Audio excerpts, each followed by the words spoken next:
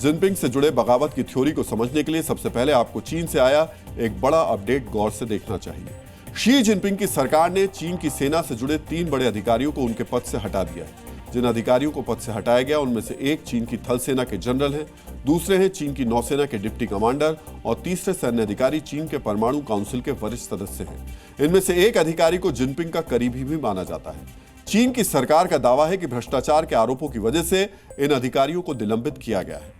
चीन की सरकार ने निलंबन पर भ्रष्टाचार की दलील दी है, लेकिन जानकारों का मानना है कि इन सैन्य अधिकारियों को हटाने की असली वजह जिनपिंग के अंदर बैठा बगावत का डर है। जिनपिंग को अपनी ही सेना से बगावत का डर क्यों लग रहा है, ये जानने और समझने के लिए आपको चीन पर एक अमेरिकी थिंक टैंक का आंकलन जरूर देखना चाहिए। इसी साल अप्रैल के महीने में अमेरिकी think tank James town foundation ने चीन की कम्युनिस्ट पार्टी और सेना की टॉप लीडरशिप को लेकर एक रिपोर्ट तैयार की। इस रिपोर्ट में बताया गया कि जिनपिंग से करीबी की वजह से कम्युनिस्ट पार्टी के एक धड़े का मिलिट्री में दखल बढ़ रहा है। इसके साथ ही चीन की कम्युनिस्ट पार्टी का यह तबका सामरिक विषयों से जुड़े फैसले भी ले रहा है, जिस पर चीन की सेना के कुछ वरिष्ठ अधिकारियों को ऐतराज है। रिपोर्ट में यह भी कहा गया कि चीन के गन एंड नाइफ मॉडल को भी जिनपिंग के करीबी नेता प्रभावित कर रहे हैं।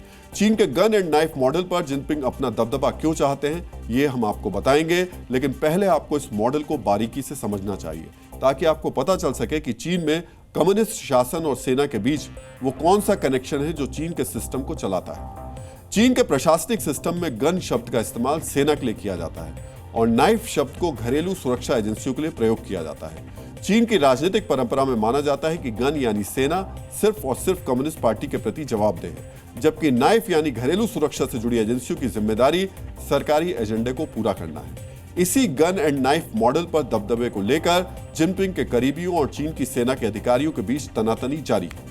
बतौर राष्ट्रपति जिनपिंग के तीसरे कार्यकाल में सेना और घरेलू सुरक्षा से जुड़ी सभी समितियों में दबदबा बनाने के लिए सेना के अधिकारी लगातार जिनपिंग के करीबियों को साइडलाइन कर रहे हैं। इसी वजह से जिनपिंग को यह डर सता रहा है कि कहीं सभी समितियों पर काबिज होकर सेना के कमांडर उनके खिलाफ बगावत न कर दें, और इसी डर के चलते जिनपिंग लगातार चीन के सैन्य अधिकारियों पर प्रहार कर रहे हैं।